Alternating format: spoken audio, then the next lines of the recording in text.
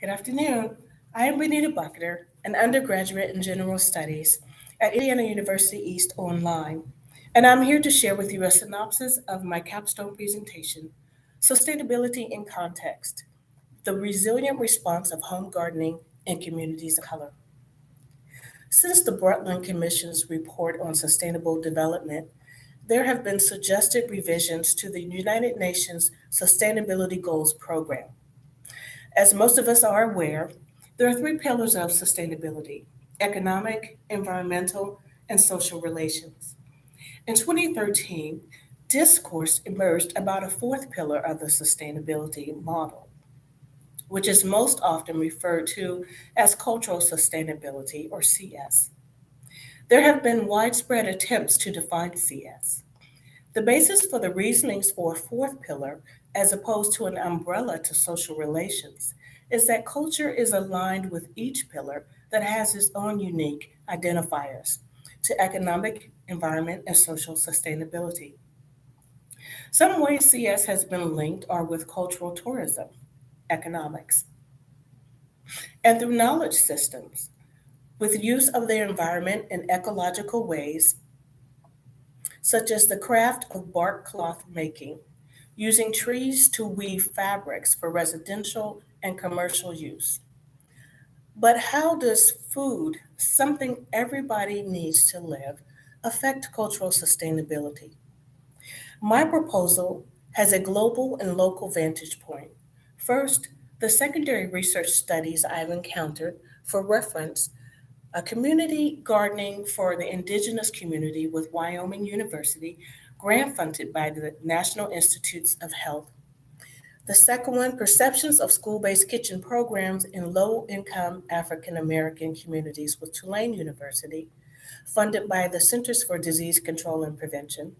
And the third, community gardening as a way to build cross-cultural community resilience and intersectionally diverse gardens through the University of Minnesota, funded by the Translational Sciences of the National Institutes of Health.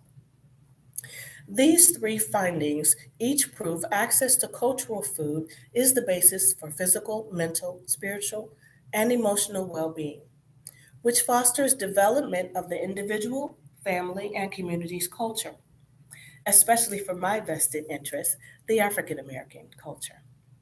Further, I am moved by the inaccessibility that occurs in predominantly Black and Brown global nations. To this end, I propose a modification to the UN Sustainable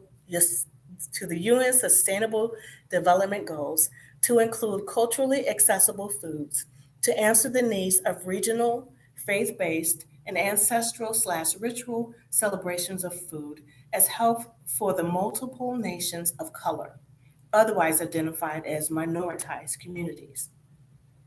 The loss of culturally accessible foods is inevitably the loss of global cultural existence. Life consists of economic, environmental, and social ways of being. Without any one of those pillars, life becomes imbalanced, even more so for the people who do not have food to eat. So, what are the possibilities of remedy? Research and personal observations lead me to believe cultures have options. Notwithstanding the power struggles of economics, environmental injustices, and barriers to social relations within cultures and cross generational ways, we have the power to diminish food deserts, health disparities, and regain a healthy family structure that transcends to community to develop sustainability. I am talking about the time honored traditions of home gardening. Since the UN's 2016 adoption of culture as a sustainable dimension that warrants further study, there are 100 scholarly articles that have ignited nearly 11,900 academic and political discourses to substantiate home gardening as both culturally sustainable and essential to current and future needs of people. Food is more than sustenance. Food is political. The politics of current food and food systems determine who is privileged to eat. said the late celebrity chef Anthony Bourdain. If you have ever been a starving student, a latchkey kid, a single mother working multiple jobs to feed your family, or a father with a job that has dried up and moved away, or know someone with these lived experiences or do not, then you understand privilege to eat. Literary advocates before me, and now I with them, believe that food accessibility is attainable through our home gardening work. Educating and sharing our knowledge through relational connectivity has the power to preserve our heritage of cultural ways of being and knowing. Food is culture. Accessibility equals sustainability. Bridging the economic with the environment because cultural and accessible healthy foods benefit our social, physical, emotional, spiritual, and relational selves, which causes our whole human being to meet our current needs, leaving our future generations with the ability to meet their own needs. Without food, there is no life for the economy, the planet, or ourselves. Every species has levels of acceptance and rejection. We must be able to consume proper food for proper functioning. If you have never planted a garden, seek out local gardeners in your area or use social media.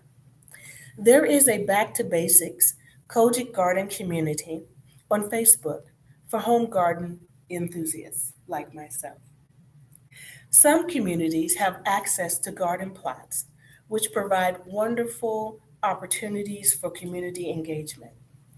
And let's remember our global family. Please join me and advocate for culturally accessible foods with the Sustainability Development Goals at the UN. Thank you for listening to my TED Like talk. I will provide my peer-reviewed article in its entirety in the comments section. Please like this video and share it with other culturally conscious people like yourselves. Have a great day.